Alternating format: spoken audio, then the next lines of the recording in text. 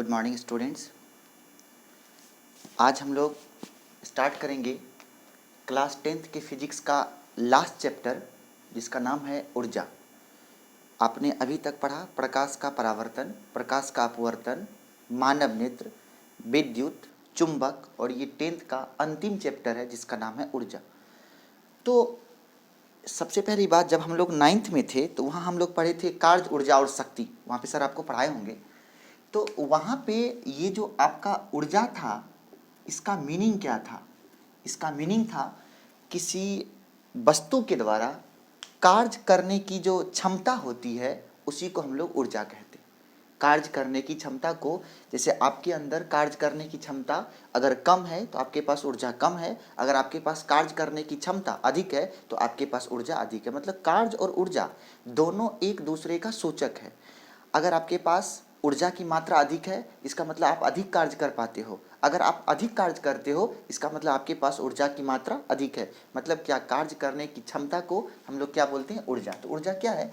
ऊर्जा है efficiency of doing work, अर्थात आप कितना कार्य करते हैं उसका सूचक, उसका सिंबॉलिक रिप्रेजेंटेशन क्या है? ऊर्जा है। ओके, तो सबसे पहली बात, जब हम लोग वहाँ पे थे तो हम लोग पढ़े थे ऊर्जा के बारे में कि क्या है। आज हम लोग तो क्या समझे, ऊर्जा किसे कहते? तो कार्य करने की क्षमता को ऊर्जा कहते हैं। अब सुनेंगे ऊर्जा के प्रकार। ऊर्जा के प्रकार, ऊर्जा के प्रकार। ऊर्जा को दो आधार पर हम लोग बांटते हैं। एक होता है यांत्रिक ऊर्जा, यांत्रिक ऊर्जा मतलब मैकेनिकल एनर्जी, और एक होता है अयांत्रिक ऊर्जा जिसे बोलते हैं नॉन मैकेनिकल एनर्जी। ठीक है, क्या बोले? ऊर्जा कितने प्रकार का? दो प्रकार का। एक है यांत्रिक ऊर्जा और एक है अयांत्रिक ऊर्जा। इस चैप्टर को खूब सुंदर समझेंगे, बहुत ग्रेटेस्ट चैप्टर है ये। ओके, यांत्रिक ऊर्जा और अयांत्रिक ऊर्जा। यांत्रिक ऊर्जा का मतलब जिस ऊर्जा की उत्पत्ति, हम बोलते चलेंगे, समझाते चलेंगे और आप सुन सुन के वीडियो को पॉज करके नोट्स बनाते चलेंगे। क्या बोले?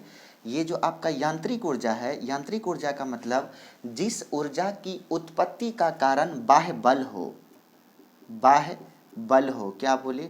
जिस ऊर्जा की उत्पत्ति का कारण कौन है? बाह्य बल है, उसे क्या बोलेंगे? यांत्रिक ऊर्जा। अर्थात जिस ऊर्जा के उत्पत्ति का कारण मस्कुलर फोर्स होता है, मतलब मसल्स वाला फोर्स होता है, मांसपेशीय फोर्स होता है, या एक्सटर्नल फोर्स होता है, उसे क्या बोलेंगे? यांत्रिक ऊर्जा।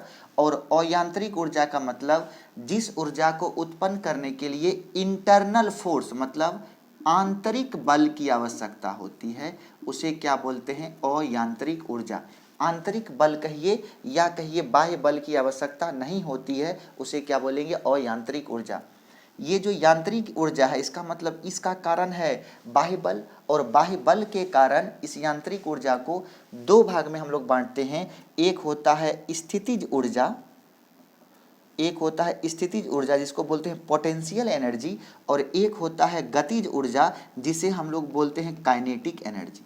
ठीक है, क्या बोले? स्थितिज ऊर्जा और गतिज ऊर्जा। अर्थात ये दोनों कैसा है? यांत्रिक ऊर्जा। अभी जो हम ये बता रहे हैं ये बेसिक चीज़ें हैं, ये आप 7th क्लास से जानते हैं।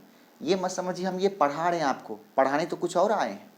ठीक है, ये बेसिक है जो 7th का, उसे याद दिला रहे हैं आपको। तो क्या बोले? यांत्रिक ऊर्जा का कारण कौन है? बाह्य बल। दो आधार, दो प्रकार का, एक स्थितिज और एक गतिज। स्थितिज का मतलब होता है कि अगर आप किसी भी वस्तु पर बाह्य बल लगाते हैं और उसके, ये मत बोलिए स्थिति कारण जो ऊर्जा होती है, सब बुक में छपा हुआ है, सब लोग पढ़े हुए हैं आप लोग।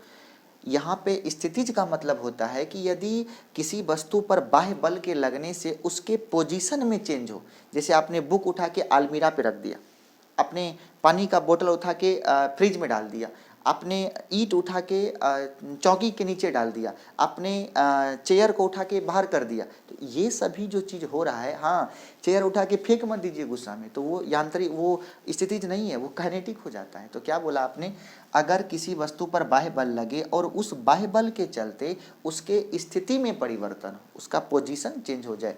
ठीक है, तो गतिज ऊर्जा क्या हुआ? गतिज ऊर्जा मतलब अगर किसी वस्तु पर बाह्य बल लगने से उसमें कुछ ना कुछ वेलोसिटी आ जाए, तब उस ऊर्जा को क्या बोलेंगे? गतिज ऊर्जा। स्थितिज ऊर्जा का बहुत सारा उदाहरण है। पैर में लटका हुआ फल है, ऊंचाई पर रखा हुआ पत्थर है, कुर्सी पे बैठा हुआ बालक है, घड़ी की कमानी में ऊर्जा है, तनी हुई गुलेल में ऊर्जा है, तनी हुई स्प्रिंग में ऊर्जा, वगैरह वगैरह ढेर सारा कारण है। गतिज ऊर्जा चलता हुआ फैन, दौड़ता हुआ बालक, उड़ता हुआ पंछी, बैठा हुआ पंछी स्थिति ऊर्जा, उड़ता हुआ पंछी, रुका हुआ बालक, इस बोर्ड में लगा रुका हुआ बालक स्थिति, दौड़ता हुआ बालक, इस प्रकार से वगैरह वगैरह वगैरह वगैरह वगैरह। ओके, ये दोनों। और यांत्रिक ऊर्जा जो है, इसमें इस दोनों को छोड़ करके बाकी जितना बच गया वो सभी के सभी क्या है, अयांत्रिक। एक लिस्ट देखिए आप यहाँ, ये लिस्ट बहुत जरूरी है। नंबर 1 नाभिकीय ऊर्जा, ये बहुत इंपॉर्टेंट, नाभिकीय ऊर्जा। नंबर 2 प्रकाश ऊर्जा। क्या आपको सूझ रहा है? एक बार चेक करने दीजिए, आपको सूझ रहा है? आपको, हाँ सूझ रहा है, ठीक है। तो नाभिकीय ऊर्जा, प्रकाश ऊर्जा। तीसरा ध्वनि ऊर्जा, ध्वनि ऊर्जा। चौथा आंतरिक ऊर्जा, आंतरिक ऊर्जा। पांचवा कंपन ऊर्जा, कंपन ऊर्जा। छठा सौर ऊर्जा। सातवां पवन ऊर्जा। आठवां भूसागरीय ऊर्जा, भूसागरीय ऊर्जा। ये सभी जितने सारे ऊर्जा के आपको स्रोत दिखाए हैं, ये सभी को क्या बोलते हैं? अयांत्रिक ऊर्जा। ओके, तो कौन हो गया? नाभिकीय ऊर्जा, प्रकाश ऊर्जा, ध्वनि ऊर्जा, आंतरिक, ये तो नहीं है, तो है आंतरिक ऊर्जा मतलब इंटरनल एनर्जी है। और कंपन ऊर्जा, सौर ऊर्जा, पवन ऊर्जा, भूसागरीय ऊर्जा, ज्वारीय ऊर्जा। भूसागरीय, वैसे ज्वारीय भूसागरीय में ही आता है ज्वारीय ऊर्जा, ज्वारीय कहिए या तरंग ऊर्जा कहिए, तरंग ऊर्जा। सौर ऊर्जा लिखा हुआ है आपका 10वां नंबर में, आप लिख सकते हैं विद्युत, ये जल को क्या बोलेंगे आप? हाँ, जल ऊर्जा लिख देते हैं, जल ऊर्जा। ये मत लिखिए, रहने दीजिए इसको, ठीक है। ये जो 9 है, ये सभी सभी क्या है? अयांत्रिक ऊर्जा है। मतलब इन सभी में एक्सटर्नल फोर्स की आवश्यकता नहीं होती है। जैसे आपने रूम में बल्ब लगा दिया 100 वाट का, तो वो ऊष्मा प्रदान कर रहा है, क्या उसके लिए आपको लाठी लेके खड़ा रहना पड़ेगा? नहीं। आपने पटाखा में आग लगा दिया, लाठी लेके खड़ा रहोगे तभी वो फूटेगा? नहीं। अगर आपने कोई बम फोड़ दिया, वो ध्वनि तब करेगा जब उसको जाके डांटोगे? नहीं। सर नाभिकीय ऊर्जा, नाभिक, अगर नाभिक में जो ऊर्जा है, आप वहाँ पे बंदूक लेके खड़ा रहोगे तब नाभिक से ऊर्जा निकलेगा? नहीं। मतलब क्या, इन सभी को करने के लिए, इन सभी को करने के लिए आपको एक्सटर्नल फोर्स की आवश्यकता नहीं होती है। आप किसी के मन में कन्फ्यूजन आएगा, सर हम लोग तो देखिए सर, धीरे से मारे टिक टिक किया, जोर से मारे टिक टिक किया, सर ये तो बल्ब है। सर ये जो एक्सटर्नल फोर्स है, ये ध्वनि ऊर्जा का मतलब होता है कि एक ऊर्जा और आप यहाँ 10 में जोड़ दो, रासायनिक ऊर्जा, रासायनिक ऊर्जा। ये जो ध्वनि ऊर्जा है, ये रासायनिक ऊर्जा का एक पार्ट है, इसलिए हम यहाँ पे जोड़े हैं। जैसे आपने पटाखा, बारूद में आग लगाया, टन, ये टन वाला जो ध्वनि ऊर्जा है, ये क्या हुआ है कि बाह्य बल ध्वनि में परिवर्तित हुआ है। ये ऊर्जा का एक रूप से दूसरे रूप में परिवर्तन है, ये ध्वनि ऊर्जा नहीं है। ओके, यहाँ एक रूप से दूसरे रूप में परिवर्तन है, अर्थात ये ऊर्जा संरक्षण का सिद्धांत है। ओके, तो आपने ये क्या देखा, ये सभी क्या है? ऊर्जा का अयांत्रिक ऊर्जा है। ओके, तो सबसे पहली बात यांत्रिक और अयांत्रिक। हम लोगों को जो आज इसमें बढ़ना है आगे, उसमें हम लोग डिस्कस करने वाले हैं। अब हम लोग डिस्कस करेंगे ऊर्जा स्रोत के बारे में, अच्छे से समझेंगे ऊर्जा स्रोत किसे कहते हैं। यह लाइन टू लाइन सुनेंगे और लाइन टू लाइन लिखेंगे आप इस चैप्टर को, बहुत इंपॉर्टेंट है। अगला स्टार है ऊर्जा स्रोत। ऊर्जा स्रोत किसे कहते हैं? ये है एनर्जी सोर्स या सोर्स ऑफ एनर्जी, अर्थात वैसी वस्तुएं या वैसा स्रोत जो ऊर्जा का उत्पादन करता हो, वैसा स्रोत जो ऊर्जा का उत्पादन करता हो, वैसा स्रोत जो ऊर्जा का उत्पादन करता हो, उसे ऊर्जा स्रोत कहते हैं। क्या बोले? वैसा स्रोत जो ऊर्जा का उत्पादन करता हो, उसे क्या कहते हैं? ऊर्जा स्रोत कहते हैं। कंप्लीट। दूसरा समझेंगे हम लोग उत्तम ऊर्जा स्रोत। उत्तम ऊर्जा स्रोत, उत्तम ऊर्जा, सर ये दोनों में बहुत अंतर है। एक टर्म है ऊर्जा स्रोत और एक टर्म है उत्तम ऊर्जा स्रोत, दोनों में बहुत अंतर है। अब जरा सा इसको डिफाइन करते हैं कहानी के रूप में। मान लीजिए कि मोमबत्ती के पास एनर्जी है, मोमबत्ती के पास एनर्जी है, क्या उससे आप खाना बना लेंगे? मोमबत्ती ऊर्जा स्रोत है, क्या उससे खाना बना लेंगे? नहीं बना सकते। आपके पास पहाड़ पर एक पत्थर रखा हुआ है, उसके पास ऊर्जा है, क्या उस ऊर्जा से आप मरकरी जला लेंगे? एक दौड़ता हुआ बालक के पास गतिज ऊर्जा है, क्या आप उससे ट्रक चला लेंगे? नहीं सर। सर ऊर्जा का स्रोत है, लेकिन उस स्रोत से आप एक सुनिश्चित कार्य नहीं कर सकते। तो ये इसका मतलब ये नहीं कि अगर कोई ऊर्जा स्रोत है तो उससे कोई निश्चित कार्य संपन्न हो जाएगा, नहीं, ऐसा संभव नहीं है। क्या घड़ी में भी ऊर्जा है, क्या उस ऊर्जा से आप कार चला लेंगे? नहीं। आपके पास माचिस की तिल्ली में भी ऊर्जा है, क्या आप उससे बहुत बड़ा कोई काम कर लेंगे? नहीं कर सकते। अर्थात ऊर्जा स्रोत का मतलब जिसके पास ऊर्जा तो हो, लेकिन उससे ऐसा नहीं जरूरी है हर एक सुनिश्चित कार्य उससे संपन्न हो जाए। लेकिन हाँ, उत्तम ऊर्जा स्रोत वो होता है जिससे एक निश्चित कार्य संपन्न हो। जैसे अगर हमारे घर में सिलेंडर है तो उससे हम लोग खाना बना सकते हैं, तो वो उत्तम ऊर्जा स्रोत है। अगर हमारे यहाँ लकड़ी है तो उस लकड़ी को जलावन के रूप में जला करके उससे हम लोग खाना बना सकते हैं। ओके, लकड़ी का मसाल बना करके जला के रोशनी उत्पन्न कर सकते हैं। तो ये क्या है? उत्तम ऊर्जा स्रोत है। अर्थात वैसा ऊर्जा स्रोत जिससे एक निश्चित कार्य को संपन्न किया जा सके, उसे क्या बोलेंगे? उत्तम ऊर्जा स्रोत। तो आपने उत्तम ऊर्जा स्रोत में लिख लिया।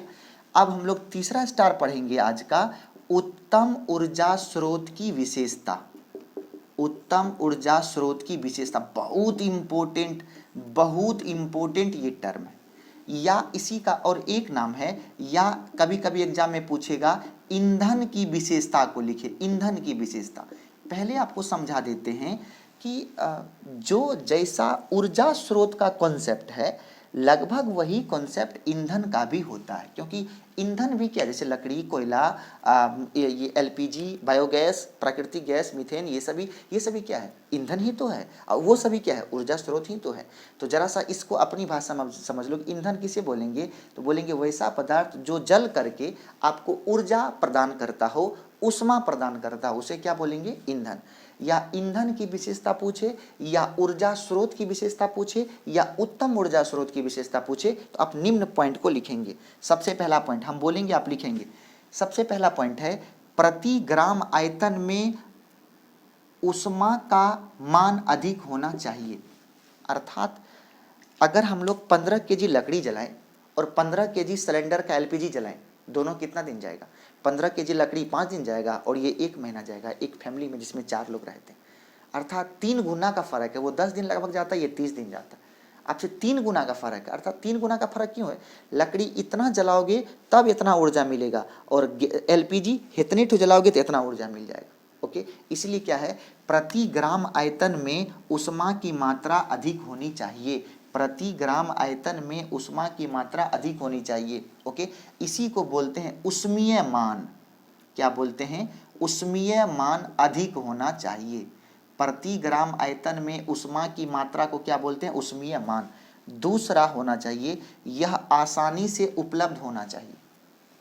अब एलपीजी ले लिए, पता चला 200 किलोमीटर दूर जाना पड़ता है लाने के लिए, उत्तम ऊर्जा स्रोत थोड़ी है।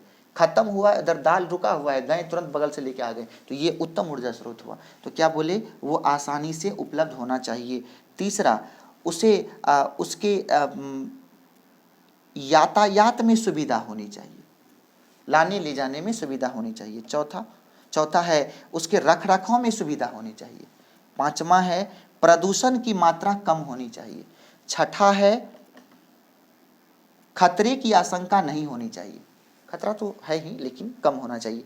तो ये सभी जो विशेषता है, ये सभी विशेषता किसका है? उत्तम ऊर्जा स्रोत। सबसे पहले ऊष्मीय मान अधिक होना चाहिए, आसानी से उपलब्ध होना चाहिए, यातायात की सुविधा होनी चाहिए, रख रखाव की सुविधा होनी चाहिए, आसानी से उपलब्ध होना चाहिए, दुर्घटना की आशंका कम होनी चाहिए, तो ये प्रदूषण नहीं होना चाहिए, खतरे की आशंका नहीं। तो ये सभी क्या है? उत्तम ऊर्जा स्रोत की विशेषताएं हैं। उत्तम ऊर्जा स्रोत की विशेषताएं हैं। ओके, तो ऊर्जा का अलग अलग प्रकार है, या ऊर्जा स्रोत जो है उसका अलग अलग प्रकार है।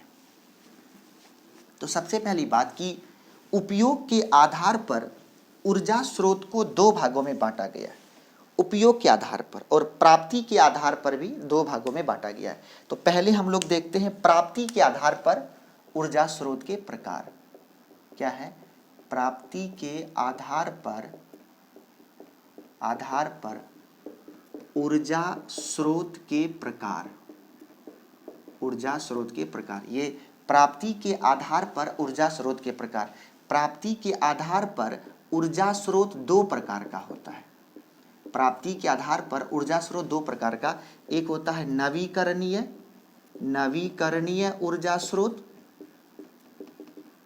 ऊर्जा स्रोत, और एक होता है अनवीकरणीय ऊर्जा स्रोत, अनवीकरणीय ऊर्जा स्रोत। अच्छे से समझेंगे हर लाइन को। क्या बोले, एक क्या होता है नवीकरणीय ऊर्जा स्रोत और एक क्या होता है अनवीकरणीय ऊर्जा स्रोत। ये जो आपका नवीकरणीय ऊर्जा स्रोत है, नवीकरणीय का मतलब वैसा ऊर्जा स्रोत जिसे उपयोग के बाद पुनः प्राप्त किया जा सके। क्या बोले, वैसा ऊर्जा स्रोत जिसे उपयोग के बाद पुनः प्राप्त किया जा सके। जैसे कोयला, कोयला अगर आपने धरती में से निकाल के यूज कर लिया तो फिर कोयला बनाने में आपको सैकड़ों वर्ष लग जाएगा, वो तुरंत आपको प्राप्त नहीं हो पाएगा। अगर आपने एगो पौधा काट के जला लिया तो पुनः वैसा पौधा बनाने में आपको 10 साल लग जाते हैं, एक लंबा समय लग जाता है। ठीक है, तो वैसे ऊर्जा, जैसे सूर्य का प्रकाश वो हर सेकंड आ रहा है, आप उसका यूज भी कर लो 10-5 किलो तो कोई फर्क पड़ने वाला नहीं है। पवन ऊर्जा हमेशा चल रहा है, कोई ये जल ऊर्जा हमेशा बह रही है, उससे कोई फर्क पड़ने वाला नहीं है। तो क्या बोले, वैसा ऊर्जा स्रोत जिसे उपयोग के बाद पुनः प्राप्त किया जा सके। क्या बोले, पुनः प्राप्त किया जा सके, उसे क्या बोलेंगे नवीकरणीय ऊर्जा स्रोत। जैसे में क्या होगा, जैसे में हो गया सूर्य ऊर्जा, जैसे में पवन ऊर्जा, जैसे में जल ऊर्जा, तो ये सभी कैसा है, ये सभी कैसा हो गया नवीकरणीय ऊर्जा स्रोत। और नवीकरणीय ऊर्जा स्रोत तो क्या लिखेंगे इसमें डैश दे करके, वैसा ऊर्जा स्रोत जिसे पुनः प्राप्त नहीं किया जा सके उसे क्या कहते हैं अनवीकरणीय ऊर्जा स्रोत। तो क्या लिखेंगे, जिसे पुनः प्राप्त नहीं किया जा सके, हम जितना छोटा लिखते हैं ऐसा नहीं कि आप भी उतने छोटा लिख देना, आप थोड़ा सा डिटेल में इसको लिखना। अब जैसे इसमें इसका उदाहरण कौन कौन होगा, उदाहरण हो गया जैसे आपका हो गया कोयला, लकड़ी, आपके पास हो गया पेट्रोलियम, ये सभी कैसा है, ये सभी है आपका अनवीकरणीय, मतलब जिसे उपयोग के बाद, आपसे पूछेगा वन कैसा है, तो वन में क्या है, पेड़ पौधा है, लकड़ी है, तो वो कैसा है। अगर आप वन का एक पौधा जला देते हैं तो पुनः उस पौधे को प्राप्त करने में, वैसा पौधा एक बनाने में आपको 10 साल कम से कम लग जाते हैं। अगर आप एक मोटा तगड़ा लंबा चौड़ा पौधा आप काट लेते हैं तो ये क्या हो गया, जिसे पुनः प्राप्त नहीं कर सकते हैं उसे क्या बोलेंगे अनवीकरणीय ऊर्जा स्रोत। ओके, तो ये क्या था, प्राप्ति के आधार पर ऊर्जा स्रोत के प्रकार। अब दूसरा है उपयोग के आधार पर ऊर्जा स्रोत के प्रकार। क्या बोल रहे हैं, उपयोग के आधार पर ऊर्जा स्रोत के प्रकार, उपयोग के आधार पर। अगला कहानी है, आप भी मिटा के मत लिखना, आप पूरा लिखना मिटा के। क्या बोले, उपयोग के आधार पर ऊर्जा स्रोत के प्रकार। तो उपयोग के आधार पर ये जो ऊर्जा स्रोत है उसको हम लोग दो भाग में बांटते हैं। एक होता है पारंपरिक ऊर्जा स्रोत, पारंपरिक ऊर्जा स्रोत, और एक होता है गैर पारंपरिक ऊर्जा स्रोत।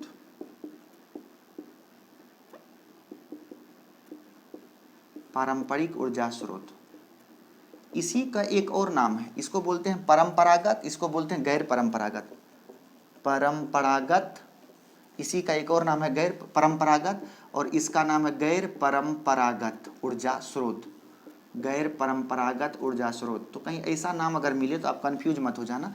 क्या बोले, एक है पारंपरिक ऊर्जा स्रोत या परंपरागत ऊर्जा स्रोत, और एक है गैर परंपरा।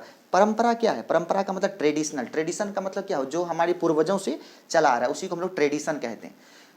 तो सबसे पहली बात की परंपरागत, और दूसरा क्या हो गया गैर परंपरागत ऊर्जा स्रोत। परंपरागत का मतलब होता है वैसा ऊर्जा स्रोत, वैसा ऊर्जा स्रोत जिसे हम लोग पूर्वजों से उपयोग करते हुए आ रहे हैं, वैसा ऊर्जा स्रोत जिसका उपयोग हम अपने पूर्वजों से हम बहुत दिनों से करते आ रहे हैं, उसी को क्या बोलेंगे पारंपरिक ऊर्जा स्रोत। दूसरा कौन हो गया गैर पारंपरिक।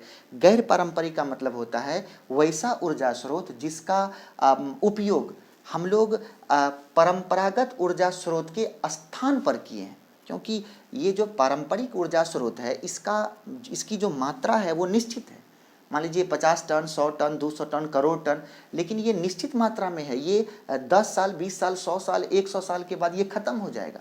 तो जब ये खत्म हो जाएगा, उसके स्थान पर आप क्या उपयोग करोगे? तो आपने अभी से सोचना शुरू कर दिया, और आप उसके स्थान पर जो आपने एक अल्टरनेट व्यवस्था किया है, उसी व्यवस्था का नाम क्या है? गैर परंपरागत ऊर्जा स्रोत।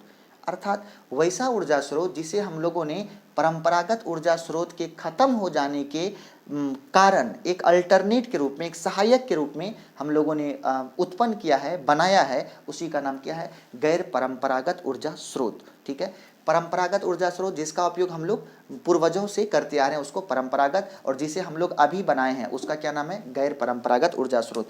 पारंपरिक या परंपरागत ऊर्जा स्रोत में लकड़ी, कोयला, पेट्रोलियम, लकड़ी, कोयला, पेट्रोलियम, बायोगैस, ताप विद्युत संयंत्र, जल विद्युत संयंत्र, ये सभी जो है, ये सभी का नाम है क्या? पारंपरिक ऊर्जा स्रोत या परंपरागत ऊर्जा स्रोत। लकड़ी हो गया, कोयला हो गया, इसमें आप एक चीज़ और जोड़ देते हैं, गोईठा। आप सुने होंगे, लकड़ी गोईठा बनाते हैं हम लोग गोबर से, गोबर का उपला बनाते हैं, तो ये गोईठा को उपला कहते हैं गाँव में हम लोग। तो लकड़ी हो गया, कोयला हो गया, पेट्रोलियम हो गया, बायोगैस हो गया, एक और होता है बायोमास होता है, प्राकृतिक गैस होता है, तो वो सब उतना लिखे नहीं है, आप समझ रहे हैं। लकड़ी, कोयला, पेट्रोलियम, बायोगैस, ताप विद्युत संयंत्र, जल विद्युत संयंत्र, ये सभी जो है, ये सभी कैसा है? पारंपरिक ऊर्जा स्रोत है। ये सभी कैसा है? पारंपरिक ऊर्जा स्रोत है। अब गैर पारंपरिक ऊर्जा स्रोत, गैर पारंपरिक ऊर्जा स्रोत में इसमें पवन ऊर्जा आपने जोड़ा है? नहीं जोड़ा है। चलिए, ये हो गया सबसे पहले आपका नाभिकीय ऊर्जा, दूसरा सौर ऊर्जा, तीसरा पवन ऊर्जा, चौथा भू उष्मीय ऊर्जा, पांचवा भूसागरीय ऊर्जा, इसी का एक नाम है ज्वारीय ऊर्जा। भूसागरीय को बोलते हैं ज्वारीय ऊर्जा। ठीक है, ये सभी कैसा है? ये सभी है गैर पारंपरिक ऊर्जा स्रोत, जिसमें से ये तीनों बहुत इंपॉर्टेंट है। ये तीनों बहुत इंपॉर्टेंट, ठीक है। इधर तो सब एक पर एक है, उसमें वो तीनों पढ़ना तो सबको है। इस तीनों को इंपॉर्टेंट कहने का मतलब ये मत समझिए कि ये सर जी को अच्छे से पढ़ाने आता है तो वो अच्छे से पढ़ाएंगे ही नहीं पढ़ाएंगे, ये बात नहीं है। बात ये है, हम लोग जो आज इस चैप्टर को पढ़ रहे हैं, हमारे नज़रिए से एक फिजिक्स टीचर के आधार पे हम ऐसा सोचते हैं हमेशा, जब से हम पढ़ाना स्टार्ट किए हैं, कि ये एक ऐसा चैप्टर है जो रियल में स्टूडेंट को मानव बनाता है, उसको एक सामाजिक प्राणी बनाता है, उसको एक मैच्योर्ड इंसान बनाता है, और उसको सामाजिक दायित्व को उसके कंधे पर डालता है। यही एक चैप्टर है। अभी तक तो आप बचपना में उड़ रहे थे फ्लेमिंग का बायां हाथ, दायां हाथ, टांग का नियम, भात का नियम, क्या क्या पढ़ रहे थे आप। ये चैप्टर जो है, ये रियल में एक सोशल चैप्टर है। अर्थात बच्चे को ये पता चलता है कि हमारे आसपास हो क्या रहा है, हमारे यहाँ कितनी ऊर्जा है, हम किस चीज़ को ज़्यादा खपत करें, किस चीज़ को कम खपत करें। हाँ, उसका दिमाग क्रिएटिव बनता है। कल के डेट में अगर ऊर्जा खत्म होगा तो उसके बारे में हम भी जिम्मेवार हैं, वो उसे अपनी जिम्मेवारी का एहसास होता है, हमें अपनी जिम्मेवारी का एहसास होता है। इसीलिए ये चैप्टर एक बहुत ही मैच्योर्ड चैप्टर है। तो हम आपसे निवेदन करेंगे कि आप इस चैप्टर के हर एक पॉइंट को एकदम डिटेल में पढ़ें। ओके, आइए, तो क्या बोले, पर ये हो गया पारंपरिक ऊर्जा स्रोत, और ये क्या हो गया, गैर पारंपरिक ऊर्जा स्रोत। पारंपरिक ऊर्जा स्रोत में लकड़ी, कोयला, पेट्रोलियम, बायोगैस, ताप विद्युत संयंत्र, जल विद्युत संयंत्र, उसके बाद नाभिकीय ऊर्जा, सौर ऊर्जा, पवन ऊर्जा, भू उष्मीय ऊर्जा, भू सागरीय ऊर्जा। आपको इतने ऊर्जा स्रोत के बारे में पढ़ना है। ओके, आपको इतने ऊर्जा स्रोत के बारे में, एक एक ऊर्जा स्रोत के बारे में आपको पढ़ना है। ओके, तो सबसे पहले हम लोग पढ़ेंगे, ये जो आपका कोयला है, पेट्रोलियम है, इन सभी को बोलते हैं जीवाश्म ईंधन। ओके, तो सबसे पहली बात कि हम लोग पढ़ेंगे, सबसे पहला टर्म हम लोग पढ़ेंगे आज जीवाश्म ईंधन। जीवाश्म ईंधन, आप सबसे पहले ये समझें कि ईंधन क्या है। तो आपने क्या बोला कि ईंधन वैसा पदार्थ है जो हमें ऊर्जा प्रदान करता है, हमें ऊर्जा देता है, हमें ऊष्मा देता है, उसे क्या बोलते हैं? ईंधन। लेकिन आज क्या पढ़ना है? जीवाश्म ईंधन, फॉसिल फ्यूल, जीवाश्म ईंधन। ये समझिए ये जीवाश्म ईंधन क्या है। सबसे पहली बात, जीवाश्म में दो वर्ड है, जीव का अवशेष, जीव का अवशेष से प्राप्त ईंधन, से प्राप्त ईंधन। क्या बोले? जीवाश्म ईंधन का पूरा नाम है जीव के अवशेष से प्राप्त ईंधन, अर्थात वैसा ईंधन जो जीव के अवशेष से प्राप्त होता हो उसे क्या बोलेंगे? जीवाश्म ईंधन। क्या बोले? वैसा ईंधन जो जीव के अवशेष से प्राप्त होता है उसे क्या बोलेंगे? जीवाश्म ईंधन कहते हैं। जैसे आपका पेट्रोलियम हो गया, कोयला हो गया, बायोमास हो गया, बायोगैस हो गया, तो वो सभी क्या है? जीवाश्म ईंधन है। इसमें दो मुख्य आप याद रखेंगे, एक हो गया कोयला अब प्लस पेट्रोलियम, ये दोनों क्या है? जीवाश्म ईंधन है, क्योंकि ये जीव के अवशेष से प्राप्त होता है। अगला आप देखेंगे, जैसे कि अब जीव का अवशेष का मतलब, जैसे आपने क्या किया, हमें मार करके कहीं पे गाड़ दिया, तो सालों साल बाद क्या होगा? मेरे अंदर, मेरे बॉडी में जो फैट है वो फैट पेट्रोलियम में एक नई ऊर्जा में, एक नए ऊर्जा स्रोत के रूप में बदल जाता है। अब ऐसे मत समझिए अगर आप हमको मार देंगे तो आपको 200 लीटर पेट्रोल मिल जाएगा, ऐसी बात नहीं है। हाँ, आपको लगभग 50 ग्राम, 100 ग्राम, 200 ग्राम फैट जरूर मिल जाएगा।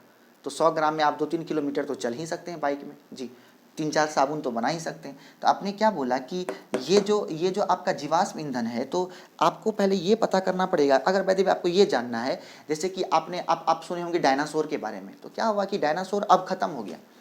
डायनासोर का खत्म होने से हमारे साइंटिस्ट ये अर्थ लगाते हैं कि पृथ्वी का वहाँ से नया शुरुआत हुआ। उसकी एक बहुत बड़ी कहानी है, बहुत अच्छी कहानी है, अगर कभी मौका मिलेगा तो सुनाएंगे उस कहानी को आप लोगों को। तो डायनासोर खत्म हुआ, तो अभी अगर कभी डायनासोर का कुछ अवशेष मिलता है, उसका जीवाश्म मिलता है, उसका अवशेष मिलता है, तो साइंटिस्ट लोग ये पता करने लगता है कि इसका उम्र कितना है। तो किसी भी जीवाश्म या किसी भी अवशेष के उम्र को हम लोग एक प्रोसेस के द्वारा पता लगाते हैं, उसका नाम है कार्बन 14 पद्धति। क्या नाम है उसका? कार्बन 14 पद्धति। तो एक स्टार लिखिए आप मेरे सामने जल्दी से, कि किसी जीवाश्म या अवशेष के उम्र का पता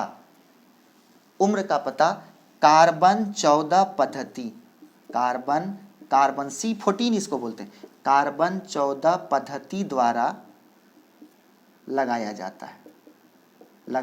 बहुत इंपॉर्टेंट स्टार है कि किसी भी जीवाश्म या अवशेष का उम्र ज्ञात करना हो, उसका कितना साल पहले का वो है, वो अवशेष है, वो पता करना हो, तो किसके द्वारा पता करेंगे? कार्बन 14 पद्धति के द्वारा। ये कार्बन 14 पद्धति काम कैसे करता है, हम लोग इसको भी डिस्कस करेंगे कि कैसे पता चल जाता है। लेकिन अभी केवल ये जानना है किसी जीवाश्म या अवशेष का उम्र कैसे ज्ञात करेंगे? कार्बन 14 पद्धति के द्वारा उसे आप ज्ञात करेंगे। ओके, नेक्स्ट, अब जीवाश्म ईंधन कौन कौन है? कोयला और पेट्रोलियम। तो सबसे पहले हम लोग पढ़ेंगे कोयले का निर्माण। आज हम लोग सबसे पहले पढ़ेंगे कोयले का निर्माण। तो आज का अगला हेडिंग दीजिए, कोयले का निर्माण। कोयले का निर्माण कैसे होता है, जरा इसको हम लोग समझेंगे। तो सबसे पहली बात इसमें लिखेंगे, हम आपको सुनाएंगे कि जब कभी भी प्राकृतिक आपदा होती है, जैसे मान लीजिए भूकंप आ गया या कभी बहुत बड़ा बाढ़ आ गया, तो भूकंप के प्राकृतिक आपदा के कारण, जैसे भूकंप के कारण जब पृथ्वी फटती है और पेड़ पौधा उसमें समा जाता है। ठीक है, कैसे लिखेंगे? जब कभी प्राकृतिक आपदा जैसे भूकंप के कारण जब कभी धरती फटती है तो आसपास के जंगल या पेड़ पौधा उस फटे हुए धरती में समा जाता है, और जब पुनः धरती बंद हो जाती है तो वो पेड़ पौधे अंदर में दब जाता है। जिस कारण, समझेंगे, जिस कारण वो जो अंदर में दब गया है वो क्या हो गया, जैसे कि आपके ऊपर 2 ईंट रखेंगे, थोड़ा सा भारी लगेगा, 5 ईंट रख देंगे और भारी लगेगा, 50 ईंट रख देंगे और भारी लगेगा, 100 ईंट रख दिया और भारी, मतलब क्या, पेड़ पौधा जब अंदर गड़ गया, अंदर धंस गया, तो उसके ऊपर से मिट्टी का बोझ पड़ गया, तो उस पेड़ पौधा पर दाब क्या होगा? बढ़ जाएगा। और कहा गया है अंदर 2 किलोमीटर जाने पर 20 डिग्री सेल्सियस का टेम्परेचर बढ़ता है। बहुत इंपॉर्टेंट क्वेश्चन है ये। ठीक है, तो इसका मतलब अंदर जाने पर दाब भी बढ़ जाएगा और ताप भी बढ़ जाएगा, और वहाँ पे मिट्टी में तो ढेर सारा वो जीवाणु होता है जो उसको क्या करेगा? डीकम्पोज करेगा, उसका अपघटन करेगा। फिर से सुनिए, जब कभी भी प्राकृतिक आपदा जैसे भूकंप के कारण धरती फटती है और आसपास के जंगल पेड़ पौधे अगर उसमें समा जाते हैं, तब अत्यधिक ताप और दाब के कारण उन सभी पेड़ पौधे का विघटन होता है। अत्यधिक ताप और दाब के कारण उसका क्या होगा, उसका जैविक अपघटन होता है। मतलब जीव जंतु का मतलब जीवाणु के द्वारा जैविक अपघटन होता है। तो अत्यधिक ताप और दाब के कारण उसका जैविक अपघटन होता है और इसके पश्चात वह जैव अपघटन के बाद एक नए पदार्थ के रूप में परिवर्तित हो जाता है, एक नए पदार्थ के रूप में परिवर्तित हो जाता है। तो ये जो एक नया पदार्थ बना है इसी को बोलते हैं कोयला। फिर से सुनिए, जब किसी प्राकृतिक आपदा जैसे भूकंप आती है के कारण जब कभी भी धरती फट जाती है और अगल बगल के जंगल झाड़ पेड़ पौधा उसमें समा जाते हैं, तब अत्यधिक ताप और दाब के कारण उस पेड़ पौधे का जैव अपघटन होता है, जिस कारण वह पेड़ पौधा एक नए रूप में परिणत हो जाता है, परिवर्तित हो जाता है और इस नए रूप को ही क्या बोलते हैं, कोयला। कोयला का निर्माण हो गया। अब हम लोग पढ़ेंगे कोयले का प्रकार। कोयले का प्रकार, कोयले का प्रकार, कोयला 4 प्रकार का होता है, आप याद रखेंगे। ABLP, ABLP, ABLP यही है। ए का मतलब एंथ्रासाइट, एंथ्रासाइट। दूसरा बिटुमिनस, बी का मतलब हो गया बिटुमिनस, ABLP बिटुमिनस। और तीसरा क्या है, एल का मतलब लिग्नाइट, एल का मतलब लिग्नाइट। और अगला क्या है, पी का मतलब पीट। कोयले कितने प्रकार के होंगे, 4 प्रकार के, एंथ्रासाइट, बिटुमिनस, लिग्नाइट और पीट। एंथ्रासाइट, बिटुमिनस, लिग्नाइट और पीट। सबसे पहली बात आपको जानना है कि पीट जो है ये लो क्लास का, बहुत लो क्लास का, सबसे नीचे दर्जे का कोयला कौन होता है, पीट। और सबसे हाई क्लास का, सबसे उच्च कोटि का कौन होता है, एंथ्रासाइट। देखेंगे सबसे उच्चतम कोटि का कोयला कौन सा है, एंथ्रासाइट, और सबसे लो कोटि का कोयला कौन सा है, पीट। लेकिन इस दुनिया में, समाज में जो भी कोयला हम लोग यूज करते हैं जनरली, चाहे वो देश विदेश में हो या हमारे यहाँ हो या किसी कंपनी में यूज करते हैं, वो जो कोयला होता है वो ना तो पीट होता है ना तो एंथ्रासाइट होता है, वो होता है बिटुमिनस। इसी का उपयोग अधिकतर किया जाता है। अधिकतर किस कोयले का उपयोग होता है, बिटुमिनस का। अधिकतर किस कोयले का उपयोग होता है, बिटुमिनस का। ये जो एंथ्रासाइट है, इस एंथ्रासाइट को ऑक्सीजन के अनुपस्थिति में जला करके कोल गैस प्राप्त करते हैं, कोलतार प्राप्त करते हैं, इससे हम लोग वैसलीन प्राप्त करते हैं, वगैरह वगैरह। तो ये एंथ्रासाइट जो है ये बहुत हाई क्वालिटी का होता है, इसको जलाते नहीं हैं, इसको जलाने में बहुत कम यूज करते हैं, इससे नया नया प्रोडक्ट बनाते हैं। जैसे जलाए तो अलकतरा बना लिए, कोल गैस बना लिए, कोलतार बना लिए, वैसलीन बना लिए, ये सभी। और कंपनी सब में जैसे NTPC हो गया, थर्मल पावर प्लांट हो गया, उन सभी में जब किसी ये प्रोडक्टिव कंपनी है उसमें हम लोग क्या जलाते हैं, बिटुमिनस। ये दोनों आसानी से जलता भी नहीं है, ज़्यादा ये उच्च क्वालिटी का नहीं है, तो लिग्नाइट और पीट। एंथ्रासाइड जो है इसमें कार्बन की मात्रा, इसमें कार्बन की मात्रा 90% के आसपास होती है लगभग, मतलब ये ऐसे रहता लिखा हुआ 90 से 95। ओके, ये जो आपका बिटुमिनस है इसमें कार्बन की मात्रा लगभग 85-80 लिख देते हैं, 80 से 85 होता है, 80% होता है। ये जो लिग्नाइट है इसमें कार्बन की मात्रा 70% होती है, इसमें कार्बन की मात्रा 70 से कम लगभग 60% होती है। ठीक है, तो सबसे अधिक कार्बन की मात्रा किस में होगी, एंथ्रासाइट। सबसे उच्च क्वालिटी का कौन है, एंथ्रासाइट। सबसे लो क्वालिटी का कौन है, पीट। और मैक्सिमम यूज किसका होता है, बिटुमिनस का। ओके, एंथ्रासाइट को ये ऑक्सीजन की अनुपस्थिति में जलाकर क्या प्राप्त करते हैं, कोलतार, कोल गैस, कोलतार को बोलते हैं अलकतरा, कोलतार, कोल गैस इत्यादि, ये सभी प्राप्त किया जाता है किससे, एंथ्रासाइट से। एंथ्रासाइट, बिटुमिनस, लिग्नाइट, पीट, ABLP, ये क्या था, कोयले का प्रकार। ठीक है, अब हम लोग पढ़ेंगे पेट्रोलियम का निर्माण। पेट्रोलियम का निर्माण,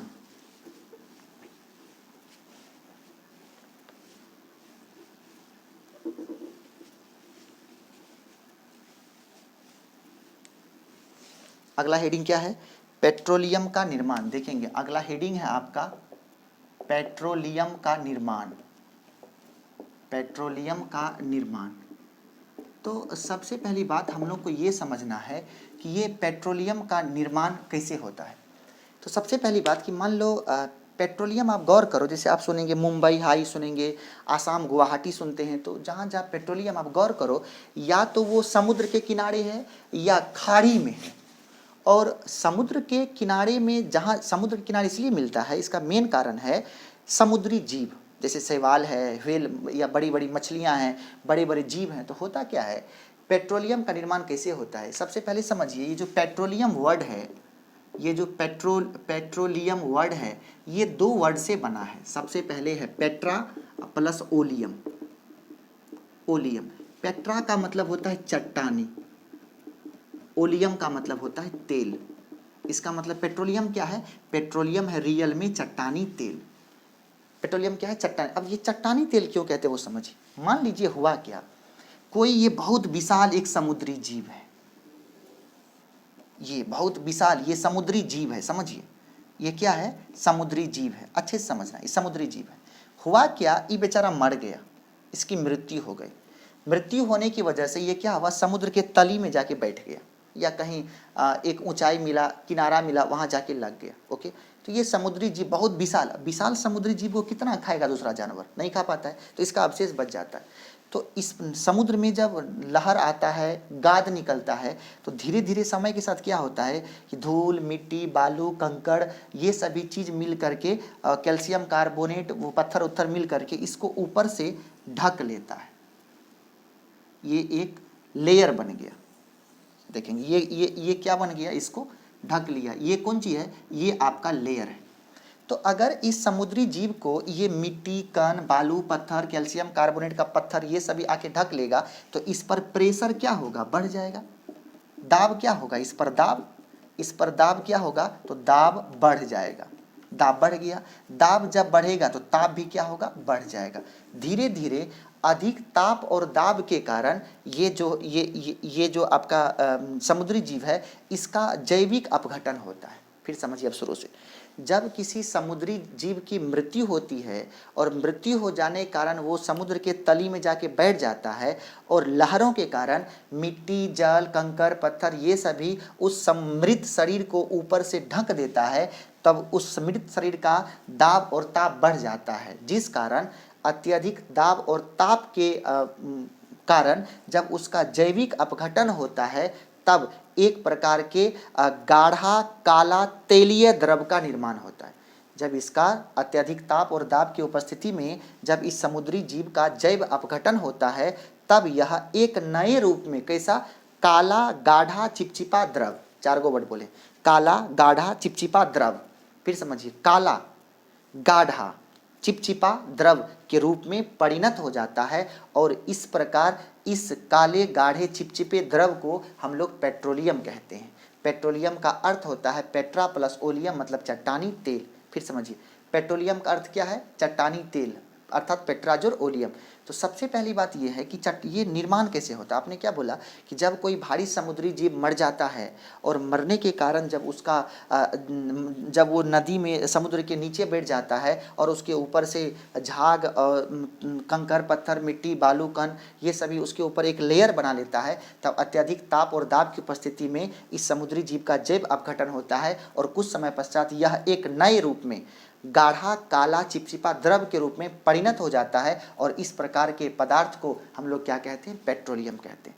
जब इस पेट्रोलियम को प्रभाजी आसवन किया जाता है, प्रभाजी आसवन, फिर समझिए क्या बोले, फ्रैक्शनल डिस्टिलेशन, जब इस पेट्रोलियम को प्रभाजी आसवन किया जाता है, मतलब अलग अलग टेम्परेचर पर जब इसको हम लोग गर्म करते हैं, तब हम लोग नए नए पदार्थ प्राप्त करते हैं, जैसे पेट्रोल, डीजल, मिट्टी तेल, स्नेहक, तारपीन वगैरह वगैरह, अलग अलग प्रकार का मोबिल हो गया, ये सभी के सभी प्रोडक्ट इस पेट्रोलियम से प्राप्त किया जाता है। ओके, तो ये क्या बताया अभी, पेट्रोलियम का निर्माण कैसे होता है, कंप्लीट। नेक्स्ट, अब आपने क्या देखा कि हमारे पास क्या क्या था जलाने के लिए, हमारे पास जलाने के लिए क्या क्या था।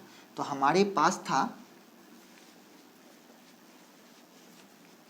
पास है जलाने के लिए, अब देखिए हम लोग क्या समझने वाले हैं, ग्रीन हाउस इफेक्ट।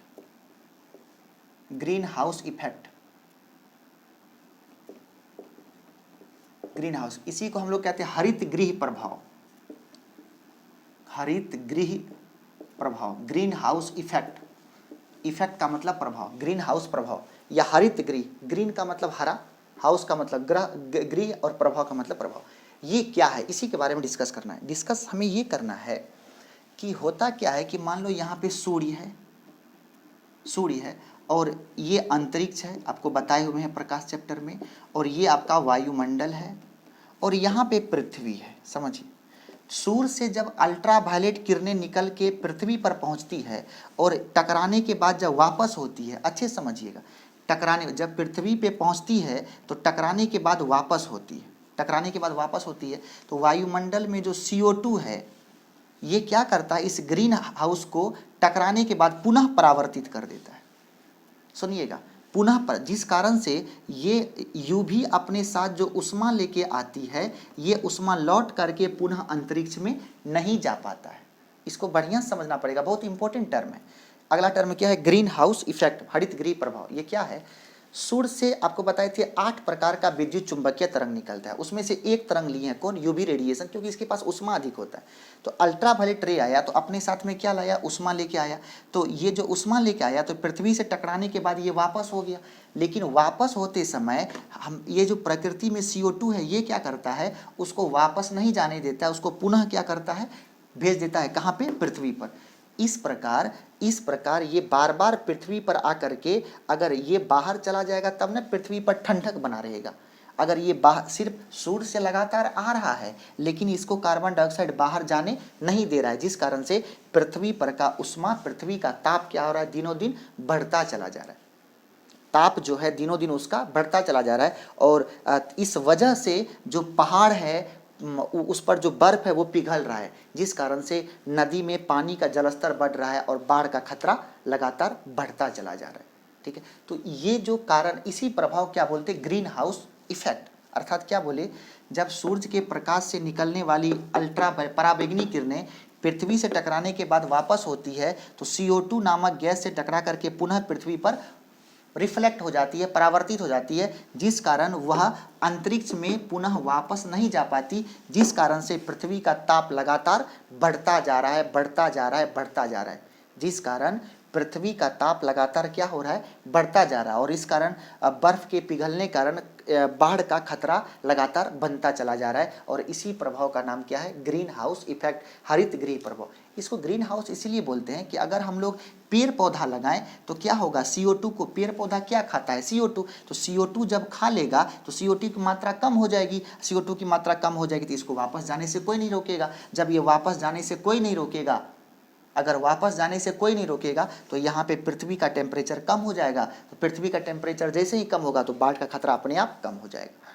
ठीक है, तो सबसे पहली बात कि ये जो आपका ग्रीन हाउस इफेक्ट है, इसके लिए कुछ गैस, सबसे पहले तो अभी ये समझाए ग्रीन हाउस प्रभाव क्या है। अब हम लोग ये समझेंगे ग्रीन हाउस के लिए कौन कौन सा गैस जिम्मेवार है। तो अगला स्टार है ग्रीन हाउस गैस। बहुत इंपॉर्टेंट क्वेश्चन है ये कंपटीशन के लिए। इनमें से कौन कौन ग्रीन हाउस गैस है, सबसे पहले कार्बन डाइऑक्साइड, ओके। दूसरा H2O, पानी मत कहिए, इसको जलवाष्प कहिएगा। दूसरा कौन हो गया, जलवाष्प। अगला O3 का नाम है ओजोन। इनमें से कौन कौन सा ग्रीन हाउस गैस है, तो पहला कार्बन डाइऑक्साइड, दूसरा जलवाष्प, तीसरा ओजोन। चौथा मीथेन का फॉर्मूला CH4, इसका क्या नाम है, मीथेन। अगला है N2O को बोलते हैं नाइट्रस ऑक्साइड, क्या बोलते हैं इसको, नाइट्रस ऑक्साइड, क्या बोलते हैं इसको, नाइट्रस ऑक्साइड। ये सभी के सभी जो गैस हैं, ये सभी के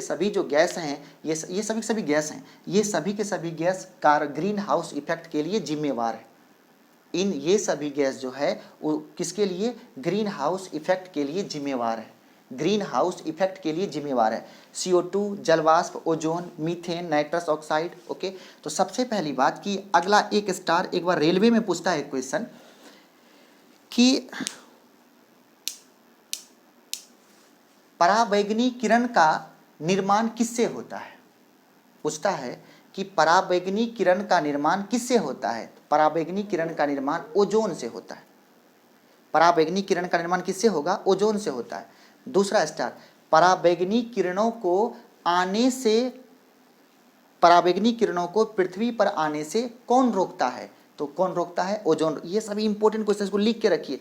पराबैंगनी किरणों को पृथ्वी पर आने से कौन रोकता है, ओजोन रोकता है। दूसरा स्टार, ओजोन का निर्माण किससे होता है, पराबैंगनी किरण से होता है। ओजोन का निर्माण किससे होता है? पराबैंगनी किरण से होता है। पृथ्वी पर पराबैंगनी किरणों को आने के लिए कौन रोकता है? ओजोन रोकता है। ओके, ग्रीन हाउस गैस कौन कौन है?